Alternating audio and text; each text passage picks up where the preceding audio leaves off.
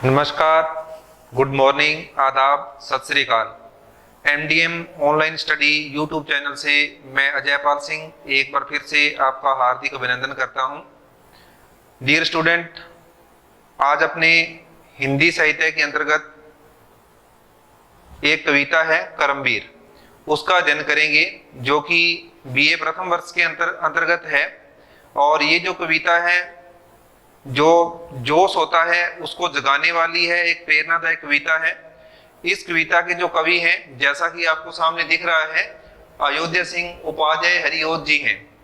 तो सबसे पहले अपने कवि परिचय प्राप्त करेंगे, उसके बाद जो कविता है उसकी व्याख्या करेंगे, इसके साथ साथ प्रसंग कैसे लिखा जाएगा उसको भी अपने देखेंगे।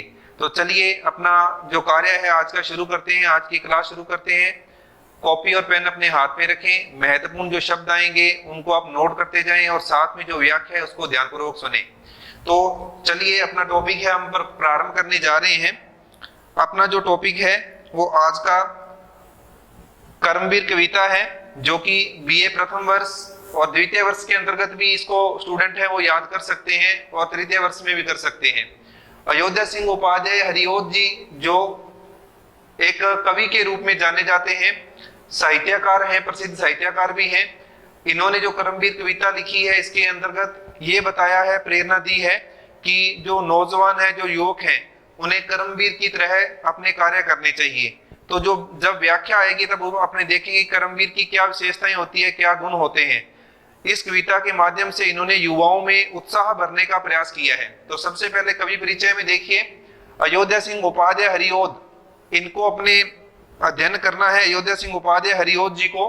तो इनके बारे में जो बताया गया है कि इनका जन्म 15 अप्रैल 1865 को हुआ था और देहावसान यानी इनकी मृत्यु जो हुई थी, यहाँ देखिए, यहाँ है 16 मार्च 1947, लेकिन आपको कहीं कहीं ये 1947 की बजाय 1941 ईस्वी भी लिखा हुआ मिलता है।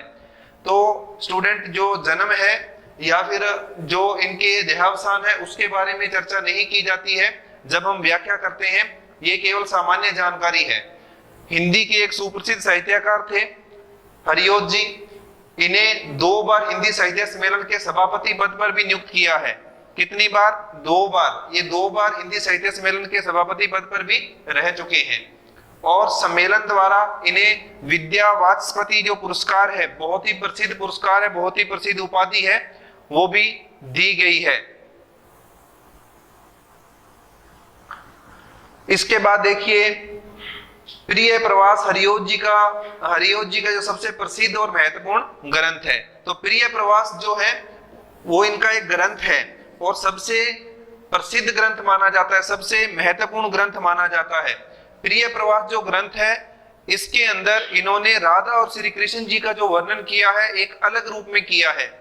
जैसा कि बताया जाता है कि कृष्ण जी ने जो पर्वत को अपनी उंगली पर धारण किया था, लेकिन इन्होंने ये बताया है कि उस पर्वत के द्वारा उन्होंने जो ब्रजवासी थे उनकी रक्षा की थी। इसके बाद देखिए नेक्स्ट जो है, यह हिंदी खड़ी बोली का जो प्रथम महाकाव्य भी है। ये मानते हैं कि जो प्रिय प्रवास है ये क्या है, हिंदी खड़ी बोली का प्रथम महाकाव्य है और इसके लिए इन्हें मंगला प्रसाद पारितोषिक पुरस्कार भी दिया गया है। इसके बाद हरिओत जी ने ठेठ हिंदी का ठाठ, अधखिला फूल, हिंदी भाषा और साहित्य का विकास, हिंदी भाषा और साहित्य का विकास, इस प्रकार के जो ग्रंथ थे उनकी रचना इन्होंने की है। इसके बाद जो बात करें, जो हरिओत जी थे इन्होंने प्रिय प्रवास की रचना कब की थी? 1914 ईस्वी में की थी। उसके बाद एक रचना है कवि सम्राट और विदेही बनवास, इसकी रचना इन्होंने 1940 में की थी। पारिजात की रचना 1937 ईस्वी में की थी। रस कलश जो कि 1940 में रचना की थी। चुभते चौपदे 1932 ईस्वी में इसकी रचना की थी। चोखे चौपदे 1924 ईस्वी में रचना की थी। ठेठ हिंदी का ठाठ जिसका नाम हम पहले भी पढ़ चुके हैं, और अधकिला फूल, रुक्मणी परिणय, ये इनकी प्रसिद्ध रचनाएं हैं। और ये जो लिखा है हिंदी भाषा और साहित्य का विकास, ये भी जो है इनका ग्रंथ था जो कि हिंदी भाषा को लेकर लिखा गया था, हिंदी साहित्य के विकास को लेकर लिखा गया था। तो कुछ महत्वपूर्ण रचनाएं और कवि परिचय का अध्ययन हमने यहाँ पर किया है।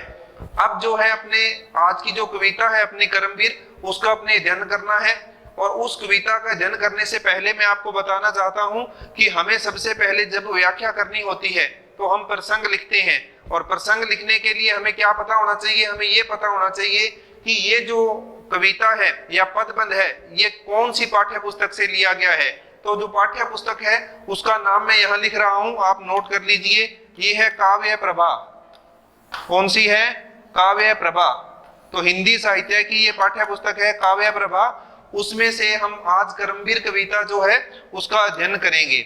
और इसके बाद क्या पता होना चाहिए हमें ये पता होना चाहिए कि जो कविता है उसके अंदर क्या बताया है, कवि क्या बताना चाहता है, क्या संदेश देना चाहता है। तो उसको हम कहां से पता करेंगे? कविता को पढ़कर पता करेंगे कवि क्या बताना चाहता है। तो उसको हम देखने के लिए पहले कविता का अध्ययन करेंगे, उसके बाद प्रसंग बताया जाएगा और उसके बाद व्याख्या। तो चलिए अपने आगे चलते हैं, जो है कविता का अध्ययन है वो करते हैं अपने सबसे पहले, उसके बाद मैं आपको प्रसंग बताऊंगा। तो देखिए कर्मवीर जो अपनी आज की कविता है इसका अध्ययन क्या है, क्या बता रहे हैं। देख कर बाधा विविध बहु विधन घबराते नहीं, रह भरोसे भाग के दुख भोग पछताते नहीं। काम कितना ही कठिन हो किंतु उकताते नहीं, भीड़ में चंचल बने जो वीर दिखलाते नहीं। हो गए एक आन में उनके बुरे दिन भी भले, आज करना है जिसे करते उसे है आज ही।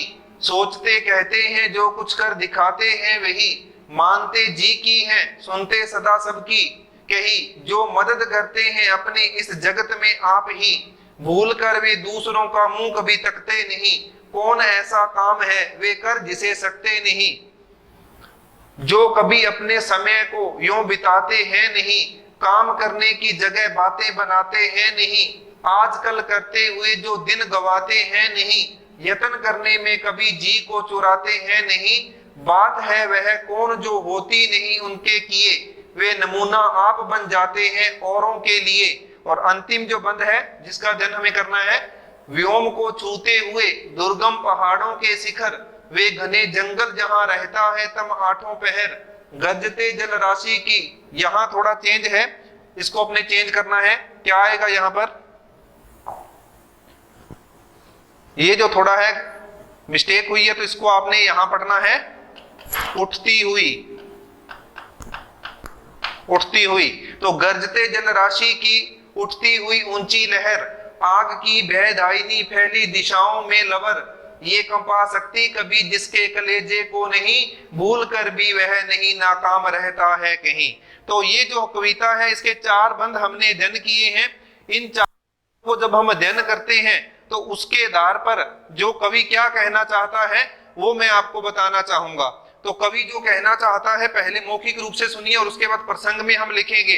कवि ये कहना चाहता है कि जो कर्मवीर होते हैं वो अपने कर्म पर ध्यान देते हैं, वो किसी समय को बर्बाद नहीं करते हैं। कर्मवीर जो होते हैं वो अंधकार से अंधेरे से भी नहीं डरते, घने जंगल से भी नहीं डरते हैं। व्यर्थ में समय बातों ही बातों में टाल मटोल में समय को व्यतीत नहीं करते हैं। उनके आगे कोई भी बाधा हो, कोई भी विघ्न हो, वो उससे घबराते नहीं हैं। तो कर्मवीर किस प्रकार का साहस रखते हैं ये बताते हुए कवि ने सभी युवाओं को, सबको कर्मवीर जैसा होने की प्रेरणा इस कविता के माध्यम, और यही हम जो है प्रसंग में लिखेंगे। तो चलिए सबसे पहले हम लिखेंगे क्या, इस कविता का प्रसंग लिखेंगे।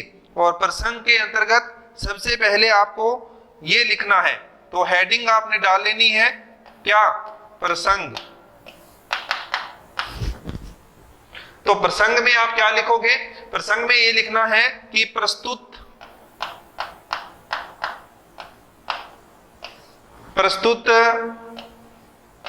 पदबंध हमारी पाठ्य पुस्तक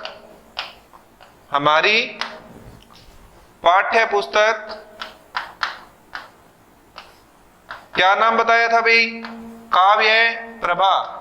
हमारी पाठ्य पुस्तक काव्य प्रभा से लिया गया है, लिया गया है। अब हमें पाठ्य पुस्तक का बता दिया, अब हमें आगे क्या बताना होता है, ये बताना होता है कि ये जो रचना हम पढ़ने जा रहे हैं इसके कवि कौन है और उसके बाद जो रचना का नाम क्या है। तो हम क्या लिखेंगे, यह पदबंध, यह पदबंध हरिओद जी की रचना, कौन सी रचना थी, करमवीर। हरिओद जी की रचना करमवीर से लिया गया है, लिया गया है। तो अब हमने क्या बता दिया, कवि के बारे में बता दिया, रचना के बारे में बता दिया। अब हमें बताना है कि इस रचना में क्या बताया गया है। तो अभी हमने रचना की पंक्तियां पढ़ी थी, पदबंध पढ़े थे, उसमें हमें क्या पता लगा, तो कवि ने क्या बताया है, तो कवि ने इस रचना में प्रेरणा देते हुए, प्रेरणा देते हुए कर्मवीर बनने को कहा है। साहस, उत्साह और न घबराने जैसी विशेषताओं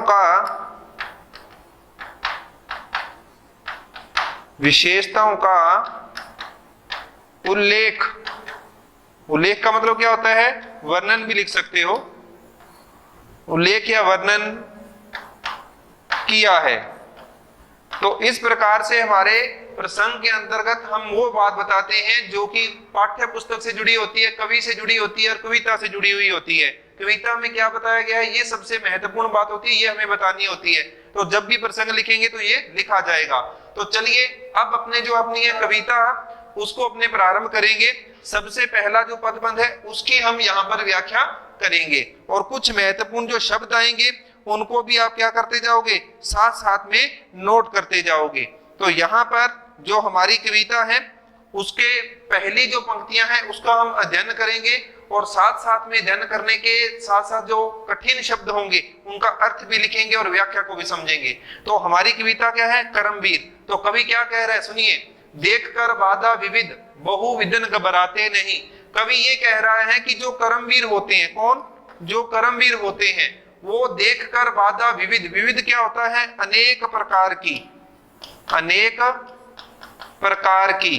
तो पहले कठिन शब्द मैं बता रहा हूं, नोट करते जाइए साथ साथ। देखकर बाधा विविध बहुविधन, बहु होते हैं ये भी अनेक, बहु का मतलब भी क्या होता है, अनेक, और विधन का मतलब क्या होता है, रुकावटें, रुकावटें अपने कहते हैं, विधन पड़ गया वही रुकावटें, घबराते नहीं। तो कवि क्या कहता है पहली पंक्ति में कि जो कर्मवीर होते हैं वो अनेक प्रकार की बाधाओं को देखकर, अनेक प्रकार की रुकावटों को देखकर कभी भी घबराते नहीं हैं। रह भरोसे भाग के दुख भोग पछताते नहीं। आगे वाली पंक्ति में क्या कहा है कि जो कर्मवीर होते हैं वो भाग यानी भाग्य के, किसके, भाग्य के, जो कर्मवीर होते हैं वो भाग्य के भरोसे रहकर दुख भोग पछताते नहीं, दुख नहीं भोगते और पछताते नहीं है। क्योंकि कहा जाता है कि जो लोग भाग्य के भरोसे होते हैं वो भाग्य के भरोसे ही रह जाते हैं और ऐसी स्थिति में उन्हें दुख भोगने पड़ते हैं और पछताना पड़ता है। लेकिन जो कर्मवीर होते हैं वो कभी भाग्य के भरोसे नहीं रहते हैं, वो अपनी मेहनत पर विश्वास करते हैं, इसीलिए वो कभी भी दुख भोगकर पछताते नहीं है। काम कितना ही कठिन हो किंतु उकताते नहीं है। तो इसमें देखिए उकताते शब्द आया है, तो उकताते शब्द का अर्थ क्या है, घबराना, घबराना। तो इसका अर्थ क्या है, जो कर्मवीर होते हैं उनको चाहे कितना ही कठिन काम दिया जाए, वो कितना ही कठिन काम क्यों ना करें, लेकिन वो कभी भी उससे घबराते नहीं हैं। इसके बाद भीड़ में चंचल बने जो वीर दिखलाते नहीं। तो कर्मवीरों की और क्या विशेषता है और क्या पहचान है कि भीड़ में चंचल बने। चंचल बनना मतलब चतुरता दिखाना, चालाकी, चतुरता। तो भीड़ में चंचल बने जो वीर दिखलाते नहीं। तो कई बार हम देखते हैं कि कुछ लोग भीड़ के अंदर चंचल या चालाकी दिखाते हैं अपने आप को बड़ा करने के लिए, लेकिन जो कर्मवीर होते हैं वो भीड़ में कभी भी चंचल नहीं बनते हैं, चालाकी नहीं करते हैं, ऐसा उनके द्वारा नहीं दिखाया जाता है। वो तो जिस प्रकार से सरल स्वभाव के होते हैं उसी प्रकार से अपने आप को दिखलाते हैं। हो गए एक आन में उनके बुरे दिन भी भले। भले का मतलब क्या है? अच्छे। तो जो कर्मवीर होते हैं एक आन में, यानी उन्होंने जो ठान लिया है कि मैंने ये करना है, उस आन के अंदर उनके जो बुरे दिन भी होते हैं वो क्या हो जाते हैं? भले हो जाते हैं। तो पहला जो पदबंध था उसकी व्याख्या हमने कर ली है। अब अपने चलते हैं दूसरे पदबंध पर। दूसरे पदबंध में कवि क्या बता रहा है कि आज करना है, आज करना है जिसे करते उसे है आज ही, सोचते कहते हैं जो कुछ कर दिखाते हैं वही। तो यहाँ पर जो है वो क्या बताया गया है, वो बताना चाहता है कवि कि कर्मवीर जो होते हैं आज करना है जिसे करते हैं आज ही। जो कर्मवीर होते हैं जो आज का काम है उसे आज ही करते हैं, कल के भरोसे नहीं छोड़ते हैं। आपने सुना है ना, काल करे सो आज कर, आज करे सो अब, पल में प्रलय होएगी बहुर करेगो कब। तो कर्मवीर भी ऐसे ही होते हैं। तो वो भी उसी प्रकार कार्य करते हैं कि जो आज करना है उसे आज ही करना है, उसे कल के भरोसे नहीं छोड़ना है। ऐसा नहीं कि कल कल कल करते वो देरी हो जाए, ऐसा कर्मवीरों के गुण नहीं होते हैं। सोचते कहते हैं जो कुछ कर दिखाते हैं वही।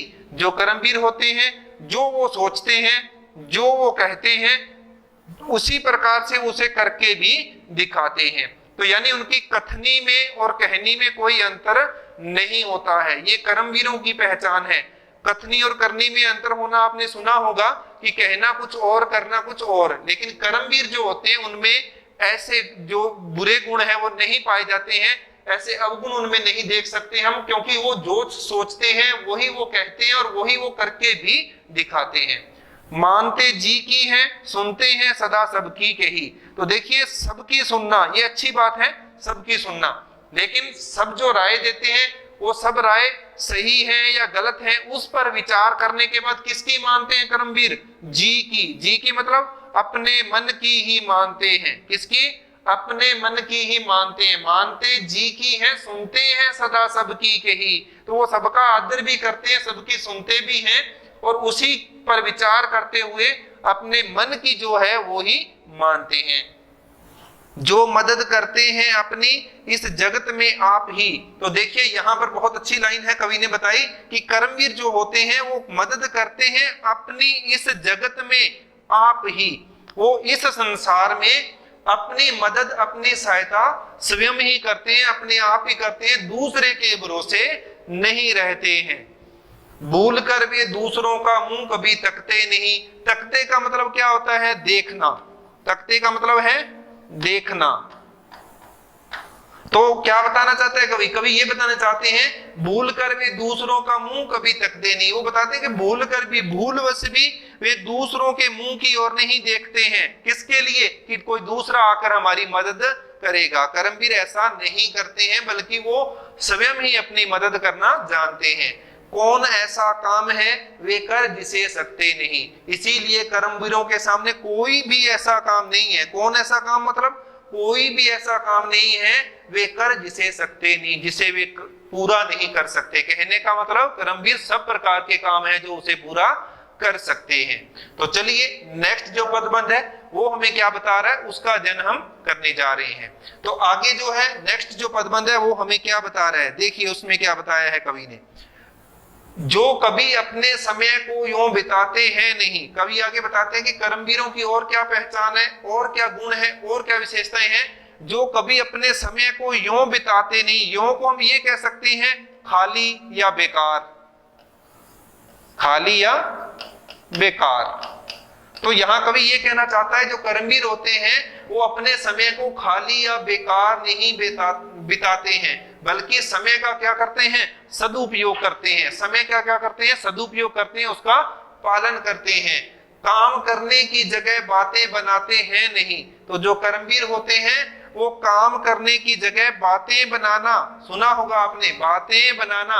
बातें बनाना का मतलब ये कि काम करना नहीं है, बातें बातें करनी है, या ये कह सकते हैं कि काम से जी चुराना चाहते हैं। तो कर्मवीर ऐसा नहीं हो करते हैं, वो काम करने की जगह बातें नहीं बनाते हैं, बल्कि काम के लिए करने की जगह काम ही करते हैं, काम को ही पूरा करते हैं। ये कवि ने इसके अंतर्गत बताया है। आजकल करते हुए जो दिन गवाते हैं नहीं। आजकल करना मतलब टाल मटोल करना। आपने सुना होगा आजकल करना मतलब टाल मटोल करना। तो जो कर्मवीर होते हैं वो टाल मटोल नहीं करते हैं। इस प्रकार टाल मटोल करते हुए दिन को नहीं गवाते हैं, बल्कि वो जो काम होता है उस काम को करते हैं। उनके सामने आजकल करने वाली बात नहीं आती। इस प्रकार से वो दिन को गवाना यानी व्यर्थ में नहीं गवाते, व्यर्थ में नहीं गवाते हैं, टाल मटोल करते हुए व्यर्थ में नहीं गवाते हैं। यत्न करने में कभी जी जो चुराते हैं नहीं। यत्न क्या होता है भाई? प्रयास होता है। यत्न क्या होता है? प्रयास। तो आगे कवि ने बताया है कि जो कर्मवीर होते हैं वो प्रयास करने में कभी जी को चुराते नहीं। जी मैंने बताया था क्या? मन। अपने मन को कभी उससे चुराते नहीं है। वो कोई भी यत्न होता है, कोई भी प्रयास होता है, उसको वो करते हैं। आपने देखा होगा कई बार प्रयास करने पर जब हमें सफलता नहीं मिलती तो हम प्रयास करना क्या कर देते हैं? छोड़ देते हैं। लेकिन जो कर्मवीर होते हैं वो हमेशा क्या है? निरंतर प्रयास करते रहते हैं। वो कभी अपने मन को चुराते नहीं है। बात है वह कौन जो होती नहीं उनके किए। आगे कवि कह रहा है कि ऐसी कौन सी बात है जो उनके किए हुए पूरी नहीं होती है। कहने का मतलब सारी जो बातें हैं, सारे जो काम हैं, वो कर्मवीरों ने जो कह दी वो पूरी ही करते हैं। तो बात है वह कौन जो होती नहीं उनके किए, यानी जिसको वो करते हैं उसको वो पूरा करके ही छोड़ते हैं। जो उन्होंने कह दिया, जो बात उन्होंने कह दी, वो उसको पूरा ही करके छोड़ते हैं। वे नमूना, नमूना क्या होता है? प्रमाण। आपने कहते हैं प्रमाण या सबूत। वे नमूना आप बन जाते हैं औरों के लिए। औरों के लिए मतलब दूसरों के लिए। तो दूसरों के लिए प्रमाण बनना, दूसरों के लिए प्रमाण बनना या आदर्श बनना। तो जो कर्मवीर होते हैं वे खुद ही प्रमाण, खुद ही सबूत बन जाते हैं दूसरों के लिए, खुद ही दूसरों के लिए आदर्श बन जाते हैं। कैसे? अच्छे कार्यों के लिए वो आदर्श बन जाते हैं। तो इसके बाद नेक्स्ट जो पदबंध है उसका अध्ययन करेंगे हम। अंतिम पदबंध है, इसमें देखिए क्या बताना चाहते हैं कवि। इसके अंतर्गत कवि ने क्या बताना चाहा है, देखिए। व्योम को छूते हुए दुर्गम पहाड़ों के शिखर, वे घने जंगल जहां रहता है तम आठों पहर, गर्जते जल राशि की। यहां मैंने आपको चेंज करवाया था, गर्जते जल राशि की उठती हुई। क्या आएगा भाई? उठती हुई। क्या आएगा? उठती हुई ऊंची लहर, आग की भयदायिनी फैली दिशाओं में लवर, ये कंपा सकती कभी जिसके कलेजे को नहीं, भूल कर भी वह नहीं नाकाम रहता है कहीं। तो यहाँ पर जो अंतिम पदबंध है उसमें कवि ने क्या बताना चाहा है, वो कवि कह रहे हैं कि व्योम को छूते हुए दुर्गम पहाड़ों के शिखर। शिखर क्या होता है? चोटियां। शिखर क्या होता है भाई? चोटियां। और व्योम क्या होता है? आकाश या आसमान। दुर्गम क्या होता है? कठिन, ऊंचे ऊंचे भी कह सकते हैं। तो जो कर्मवीर होते हैं वो दुर्गम यानी कठिन पहाड़ों की जो ऊंची ऊंची चोटियां हैं जो कि आकाश को छू रही होती हैं, उनको भी वो पार करने से कभी पीछे नहीं हटते। उनको भी वो क्या कर लेते हैं? छू लेते हैं। उनको भी वो क्या कर लेते हैं? छूते हुए, छू लेते। जो दुर्गम पहाड़ हैं उनकी जो चोटियां हैं जो आकाश को छू रही है, उनको वो कर्मवीर उनको भी छू लेते हैं, उन पर भी चढ़ाई कर लेते हैं। वे घने जंगल जहां रहता है तम आठों पहर। आगे कवि क्या कहता है? कर्मवीर जो होते हैं वे घने जंगलों में जहां रहता है तम, तम क्या होता है? अंधेरा या फिर अंधकार। क्या होता है? अंधेरा या फिर अंधकार। तो वे घने जंगल जहां रहता है तम आठों पहर। आठों पहर कौन से? 4 पहर दिन के, 4 पहर दिन के और 4 पहर रात के। तो ऐसे घने जंगल जहां पर आठों पहर क्या रहता है? अंधेरा रहता है, वहां से भी वो जो कर्मवीर है वो कभी घबराते नहीं है। गरजते जल राशि की उठती हुई ऊंची लहर। तो आगे कवि बता रहा है कि जो गरजते हुए जल राशि है, गरजते हुए जो आसमान है, जो बरसात है, जो समुद्र है, उनकी जो ऊंची ऊंची उठती हुई लहरें हैं, और आग की भयदायिनी फैली दिशाओं में लवर। लवर क्या है? लो। लवर का अर्थ क्या है भाई? लो। तो आगे कवि बता रहे हैं कि आग की भयदानी, और जो अग्नि होती है, आग होती है, उसकी भय पैदा करने वाली। भयदायिनी मतलब भय पैदा करने वाली। कौन भय पैदा करने वाली? लो। तो आगे कवि क्या बता रहे हैं कि आग की भयदायिनी, आग की भय पैदा करने वाली जो लो होती है, जो फैली होती है, इसमें दिशाओं में फैली होती है, ये कंपा सकती कभी जिसके कलेजे को नहीं। तो इस प्रकार की जो विदन बाधाएं हैं, ये जो लो है, ये कंपा सकती कभी जिसके कलेजे को नहीं। कलेजे को मतलब हृदय को नहीं, जिसके हृदय को ये कंपा नहीं सकती। वो कौन है? वो करमवीर है, जिसके हृदय को ये सब कंपा नहीं सकते। चाहे वो पहाड़ों के दुर्गम शिखर हो, चाहे आकाश को छूने वाले शिखर हो, चाहे वो घना जंगल हो जिसमें आठों पैर अंधेरा रहता हो, चाहे गरजते जल राशि की उठती हुई ऊंची लहर हो, और चाहे भय पैदा करने वाली आग की लो हो, ये कभी कंपा सकती नहीं उनके हृदय को। ये कभी भी कर्मवीरों के हृदय को कंपा नहीं सकती है। भूल कर भी वह नहीं नाकाम रहता है कहीं। तो जो कर्मवीर होता है वह भूल कर भी कहीं नाकाम। नाकाम का मतलब होता है असफल। वो कभी भी भूल कर भी असफल नहीं रहता है, बल्कि क्या होता है? सफल ही होता है। तो इसके अंतर्गत जो पदबंध हमने पढ़े हैं, आपने देखा होगा कि जो कर्मवीर होते हैं उनकी जो विशेषताएं हैं कवि ने बताई हैं, उनके जो गुण हैं कवि ने बताए हैं, और प्रेरणा दी है नौजवानों को कि हमें भी ऐसे ही कर्मवीरों जैसे गुण अपनाने चाहिए, कर्मवीरों जैसे कार्य करने चाहिए, तभी हम आगे बढ़ सकते हैं। तो ये प्रेरणा देते हुए जो कवि है, हमारा उत्साह, हमारा साहस बढ़ा रहा है। अब देखिए, ये हमारे पदबंध जो है 4 हुए हैं। अभी जो कविताएं और है जिसका अध्ययन हम आगे करेंगे, लेकिन उससे पहले बात ये आती है कि जब हमने व्याख्या कर ली है तो उसके बाद क्या लिखा जाता है। तो क्या लिखा जाता है उसको मैं बता रहा हूं। तो उसके बाद हम क्या लिखते हैं? विशेष। क्या लिखते हैं? विशेष लिखते हैं। जो विशेष लिखते हैं हम, तो उसके अंदर हमें क्या लिखना होता है? कुछ बातें मैं बता रहा हूं आपको, वो बता रहा हूं। देखिए, अगर पदबंध आपके सामने 4 लाइनों का, 5 लाइनों का, 8 लाइनों का दिया हुआ है, कितना भी हो सकता है, उसके अंतर्गत कुछ विशेष बातें होती है। जब हम उसका अध्ययन करते हैं तो क्या देखते हैं? जैसे अभी हमने जो पढ़ा है उसके अंदर हमने क्या देखा? जैसे देखा आपने क्या? कर्मवीर जो होते हैं, जैसे आप लिख सकते हो क्या? कर्मवीरों की क्या बताई गई है भाई? विशेषताएं बताई गई हैं। इस जो पदबंध हमने अध्ययन किए, इसमें कर्मवीरों की क्या बताई गई है? विशेषताओं का, कर्मवीरों की विशेषताओं का वर्णन किया गया है। एक तो ये हो गया। दूसरा, अगर अपन देखना चाहें तो अपने इसमें क्या देखते हैं? दूसरी बात क्या बताई गई है? कवि ने ये भी बताया है इसके अंतर्गत जो नौजवान है उनको क्या देनी चाहिए? प्रेरणा। तो कवि हरिओत जी हैं जो नौजवानों को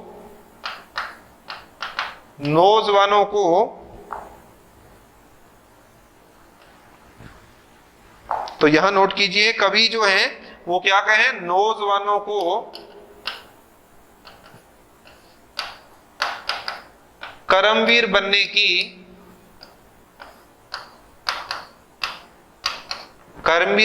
की प्रेरणा दे रहे हैं। इसके बाद अगर आपको लगता है कि जो हमने काव्य पढ़ा है, जो पदबंध पढ़ा है, उसकी जो भाषा है आपको पता है, तो अभी तो हमने कवि के परिचय में पढ़ ही लिया था कि किस बोली के अंदर, किस भाषा के अंदर? खड़ी हिंदी, खड़ी बोली, खड़ी बोली का सरल शब्दों में सुंदर वर्णन किया गया है। तो ये भी देखने को मिला। इसके बाद आपको लगता है कि अलंकार है या कोई शब्द शक्ति है, वो भी लिख सकते हैं। जैसा कि हम देखते हैं इसमें अनुप्रास अलंकार की बार बार कोई वर्ण आ रहा है, तो वहां पर अनुप्रास अलंकार होता है। तो आपने जो कविता का अध्ययन किया तो उसमें बार बार एक ही वर्ण यदि आता है, हर शब्द के बाद वही वर्ण आता है, तो वहां अनुप्रास अलंकार है। इसके बाद आपने देखा होगा कि कुछ जो बातें बताई कवि ने कर्मवीरों की, वो थोड़ी बढ़ा चढ़ा कर बताई। जब बढ़ा चढ़ा कर बात आती है तब कौन सा अलंकार होता है? अतिशयोक्ति अलंकार होता है। तो हम ये भी कह सकते हैं कि इसके अंदर क्या है? अलंकारों की छटा भी देखने को मिलती है। तो इस प्रकार से हमें क्या लिखना होता है? एक जो पदबंध होता है या दो पदबंध होते हैं, उनको पढ़ने के बाद जो उनके अंदर विशेष बातें होती है वो हम अंत में नोट करते हैं। तो इस प्रकार से हमारी क्या पूरी हो जाती है? व्याख्या पूरी हो जाती है। और आज की जो हमारी क्लास थी, ये क्लास जो है तीनों ही क्लासों के लिए बहुत ज्यादा महत्वपूर्ण है। तो इस क्लास को आप ध्यानपूर्वक सुनिए और यदि समझ में नहीं आए तो दोबारा सुनिए। और इस क्लास को आप अधिक से अधिक शेयर भी करें। YouTube चैनल जो MDM ऑनलाइन स्टडी है उसको अधिक से अधिक सब्सक्राइब करें और अपने दोस्तों को भी कराएं ताकि सब लोग इसका फायदा उठा सकें। तो अंत में मैं फिर से आपका हार्दिक धन्यवाद करता हूं। और आगे जो हमारा ये अधूरा काम रह गया है, यानी जो कविता अपनी अभी पूरी नहीं हुई है, उसको अपने नेक्स्ट क्लास में अध्ययन करेंगे। तो बहुत बहुत धन्यवाद। Thank you.